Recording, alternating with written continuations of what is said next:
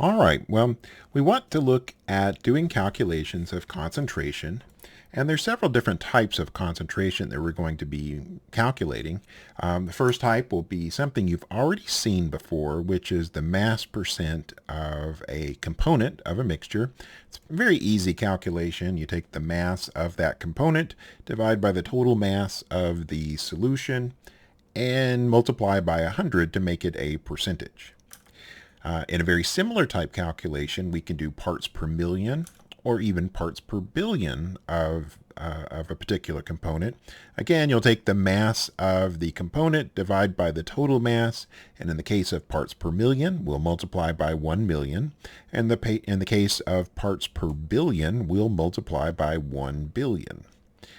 And that turns out to be a pretty easy kind of calculation to do. So we're going to do that. We're going to skip over to problem 13.33 and do that calculation, or do some example calculations like that. So we'll start with this. Calculate the mass percentage of sodium sulfate in a solution that contains the 10.6 grams of sodium sulfate in 483 grams of water. All right, well, our percent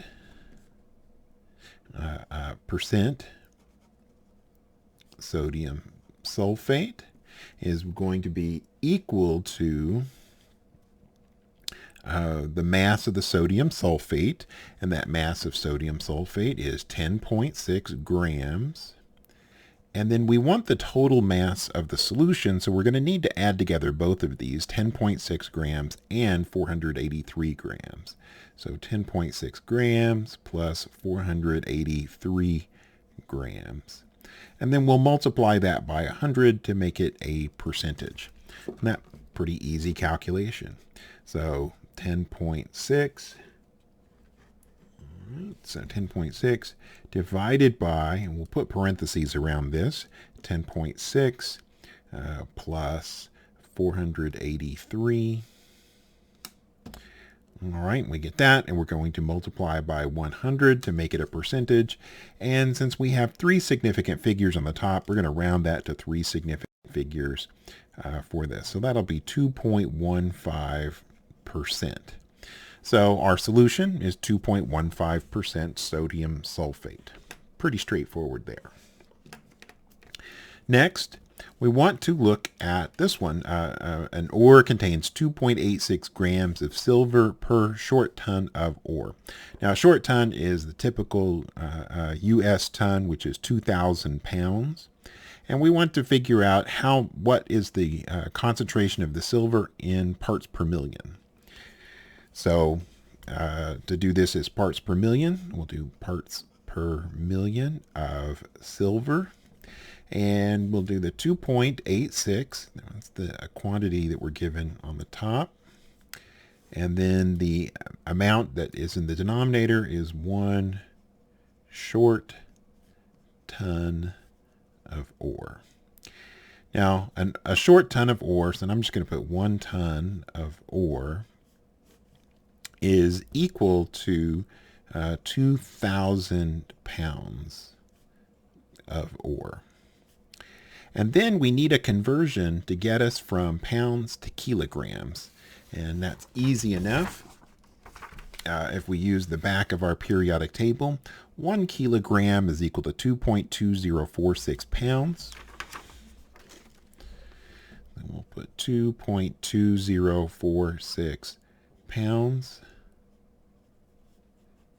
is 1 kilogram of ore. And then finally, 1 kilogram of ore is equal to 1,000 grams of ore. Then finally, we're going to multiply that by 10 to the 6th, and that's going to give us our answer. All right, easy enough. So we'll do 2.86 divided by 2,000, and enter. Multiply by 2.2046, that'll get us that number, and then divide by 1,000. All right, and then finally we're going to multiply by 10 to the 6. So we'll multiply by 1 second EE6. And that's going to give us 3.15 parts per million of silver. All right, so there we go. That was pretty straightforward on that one. All right, so our next type of calculation that we want to look at, so we're going to go back over here to our presentation. Our next type of calculation is going to be when we calculate mole fraction. So mole fraction is going to be the moles of our component divided by the total moles in the solution. In mole fraction, we use the Greek letter chi, of course, which just looks like the letter X. And then we use the subscript to indicate what substance we're talking about. So we've got the mole fraction of A is simply going to be moles of A divided by total moles of solution. You'll notice this is not a percentage, so we don't want to calculate it as a percentage. Now, we're going to be looking at the mole fraction of our solute to start with, but I do want to point out that sometimes we're going to be interested in the mole fraction of the solvent. And so you'll have to pay attention when we get to one of those examples. I'll point that out when we get to that example a little bit later in chapter 13. All right, another kind of calculation that we're interested in is molarity. This is something that you've seen before way back in chapter 4. Molarity is the moles of the solute divided by the liters of solution. This is really a ratio of the moles to the volume. This is a very commonly used type of calculation. The only problem with molarity is that it is a temperature-dependent number. Because volume changes as you change the temperature. If you increase the temperature of a substance, the volume will increase. And as a consequence, we'll find that the concentration can change as the temperature changes. And for some applications, that can be quite problematic. So instead, we have another option that we can use, and that other option that we use is molality. Molality is a very similar calculation. It's moles of solute divided by kilograms of the solvent. Now, instead of liters down in the denominator, we have kilograms of the solvent. That means, this is kind of interesting, that means that the thing on top is not part of the thing on the bottom. So this literally is a ratio. And that can cause this number to be kind of weird at certain times. But it is a useful quantity. Both of these numbers are temperature independent, so they're completely independent of the temperature, meaning that molality will not change as the temperature changes. So that is kind of convenient. So let's do number 36, and number 36 on the in-class assignment is right here. So we've got a couple of different things. We've got, we want to get mole fraction of phenol, and we also want to get the mass percent of the phenol, and we also want to get the molality of the phenol. Well, all of these things are going to require that we get the moles of phenol. Well, the first and the third one are going to require that we get the moles of phenol, and the first one's going to require that we get the moles of ethanol. So we will need to do that calculation. So I'm going to do that over here on the side. So 25.5 grams of the C6H5OH, and we want to divide by the molar mass of C6H5OH, which is 6 carbons, 6 hydrogens, and 1 oxygen. And when you just go to the periodic table and you punch all those numbers in, and the number that you will get is 94.12 grams. I goofed up there. Let me fix that real quick. So 94.12 grams of C6H5OH per per mole of C6H5OH. All right, and that's going to give us, so 25.5 divided by 94.12, and that's going to give us 0.271. So 0.271 moles of our C6H5OH. Let's go ahead and do the other calculation. So 495.0 grams of CH3CH2OH. Our molar mass of ethanol, CH3CH2OH, I've calculated that ahead of time, and it came out to 46.08 grams of CH3CH2OH per mole of CH3CH2OH. All right. Didn't leave a whole lot of room here. So we'll do 495 divided by 46.08. And that's going to give us, we have 4 sig figs there, so we're going to have, we're going to put 10.74 moles for that quantity. So 10.74 moles. All right. Well, now that we've calculated those two things, calculating the mole fraction of phenol is going to be pretty easy. So I'll put mole fraction of phenol is equal to the number of moles of phenol, so 0.271 moles. And then we want to divide by the total number of moles, which will be 0.271 moles plus 10.74 moles. And then that is going to give us our quantity. So 0.271 divided by 0.271 plus 10.74 gives us that. And I'll go ahead and write this in a different color. So 0.0246. Now this number ends up being a unitless number because we have moles on top and moles down in the denominator, so therefore it is unitless.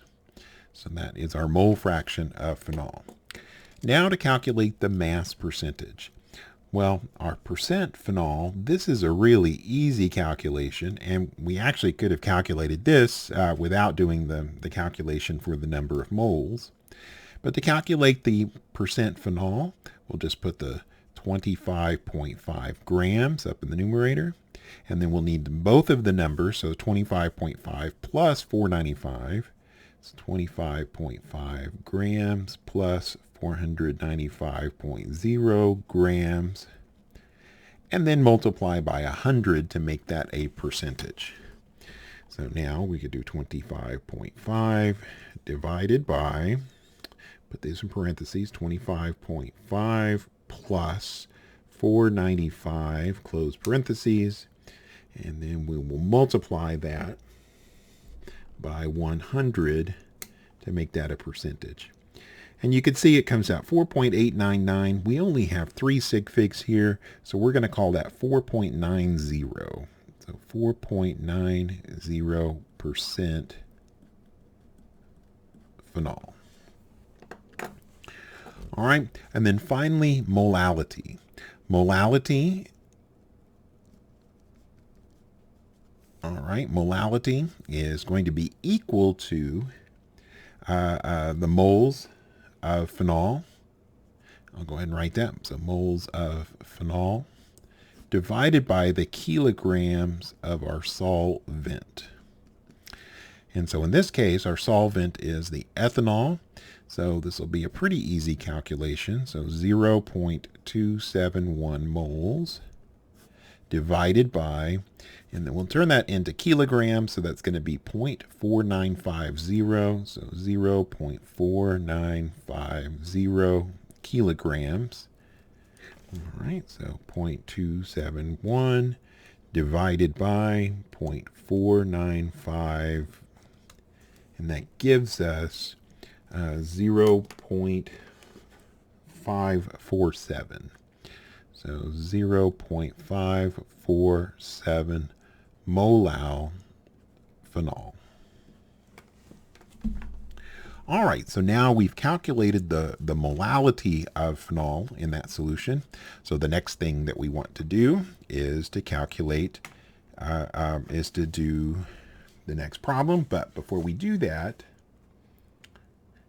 we're going to go back to the presentation and we're going to talk about what it is that we need to do to convert between molality and molarity. All right. And the key to making that conversion between molality and molarity, or from molarity to molality, is to have the density of the solution. If you have the density, everything else just falls into place. So you really just have to have that density. So now we're going to do number 42 and number 50 using that information.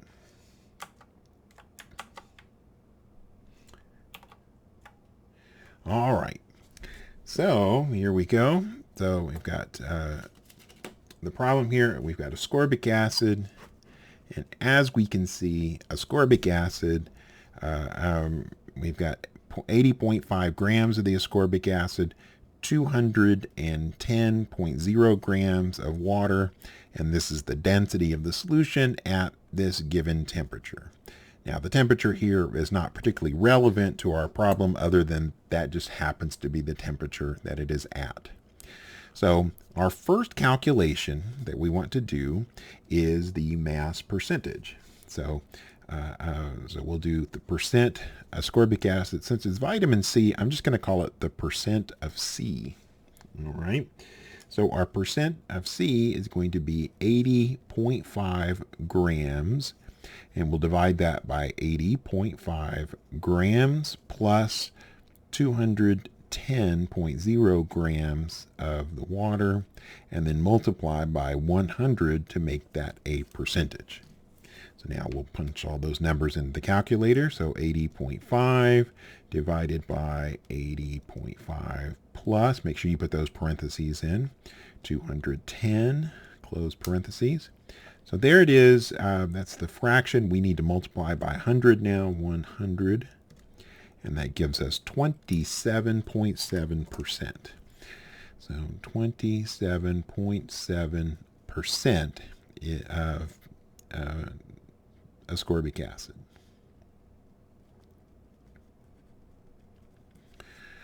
All right, so there we go. Next, we've got the mole fraction.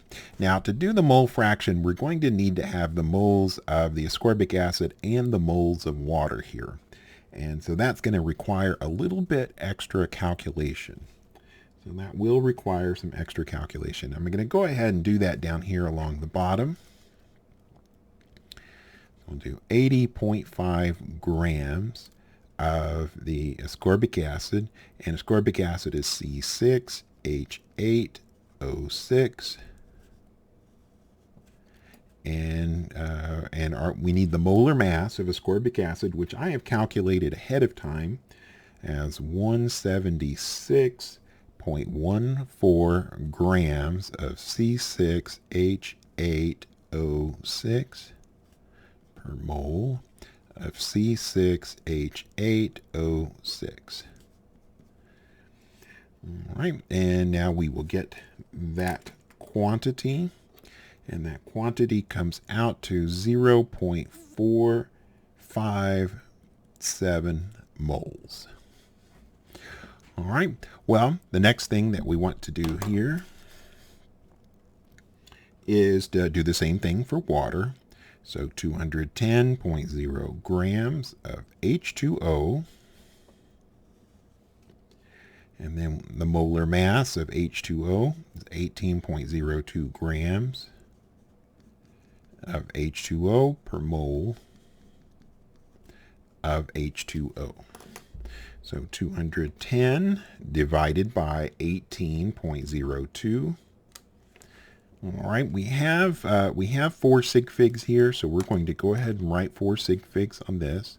So we'll put 11.65 moles for the water. So this is for ascorbic acid, and this is for H2O. All right, so now we're finally ready to use these numbers to calculate the mole fraction. Again, since this is vitamin C, I'm just going to put X of C, or chi of C, and that's going to be 0.457 moles divided by 0.457 moles plus 11.65 moles. All right, and this is a mole fraction, so we don't multiply by 100 here, so make sure that you keep that in mind. So 0.457 divided by, and again, we'll have the quantity here, so 0.457 plus 11.65. And that gives us 0.0377. And that mole fraction, again, is a unitless number. We do not put units in there. So that is a unitless number. All right. So now we want to calculate the molality. And for molality, again, it's going to be the moles of the solute, which we have here at 0.457 moles, divided by the kilograms of the solvent. We have 210 grams of water as our solvent, so we'll make that 0.2100 kilograms. All right, so our molality, 0.457. It's supposed to be a 0 there. Let's fix that real quick. So 0.457 moles. And we'll divide that by 0.2100 kilograms. 0.457 divided by 0.2100, and that gives us 2.18 molal. So 2.18 molal ascorbic acid. All right, so that is the molality. Now we want to calculate the molarity. Now, I think to calculate molarity, usually it's helpful if you write out what you're looking for. And molarity is the number of moles of your ascorbic acid, which I'm just going to call C here, and that's divided by the volume in liters. So here we need to figure out what that volume is. We already know what the number of moles of the vitamin C is because our ascorbic acid is 0.457. That's easy enough. But to get the volume, we're going to have to use that density. So first thing, we're going to do an extra calculation down here and get the total mass. The total mass is going to be equal to 80.5 grams plus 210.0 grams, and that gives us 290.5 grams is our total mass. All right. We want to use the density equation, and density is mass over volume. We want to solve that for volume, so we're going to switch the place. So we'll say volume is the mass over the density, and 290.5 grams times 1.22 grams per milliliter. And that gives us 238. Let me go ahead and do that calculation. So 290.5, and we want to divide by 1.22, and that gives us 238 milliliters. Yeah, we have 3 sig figs there, so 238 milliliters, which is equal to 0.238 liters. Now we're ready to do our calculation. Our molarity is 0.457 moles divided by 0.238 liters. So 0.457 divided by 0.238. And as you can see, that comes out to 1.92 molar. So 1.92 molar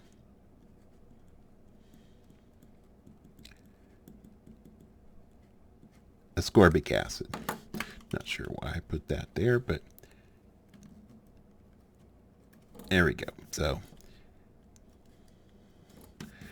all right. So that is our concentration. And again, the key to solving that was to use that density. So the key to solving that was to use that density. All right, we've got one last problem in this section. And this one last problem in this section is going to be this. So commercial concentrated aqueous ammonia is 28% NH3 by mass and has a density of 0.90 grams per milliliter. What is the molarity of this solution? Now, often when students see something like this, the very first thing they think is, wait a minute, is there enough information here to solve this? And yes, there is. There is enough information to solve it. The key to solving it is that we have to make an assumption about how much we have. All right, so we're going to assume we have 1 liter of solution. And since that's 1 liter of solution, that's 1,000 milliliters of solution. So since we're trying to get molarity, we need to determine these two things. Molarity is going to be the moles of NH3 divided by the volume in liters. And we have 1 liter, so we've already figured that part out. What we need to figure out now is how many moles of NH3 are present in that 1 liter. Well, first thing, we want to get the mass of 1 liter. So our mass of 1 liter, our mass of solution, is going to be equal to 1,000 milliliters times 0.90 grams per milliliter.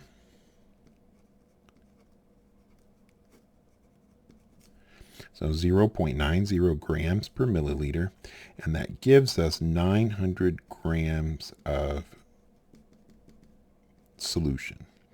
Well, we know out of that solution, 28% of it is ammonia. So if 28% of it is ammonia, that means 28 grams out of every 100 grams is ammonia. So our mass of NH3 is going to be 900 grams of solution times 28 grams of NH3 for every 100 grams of solution.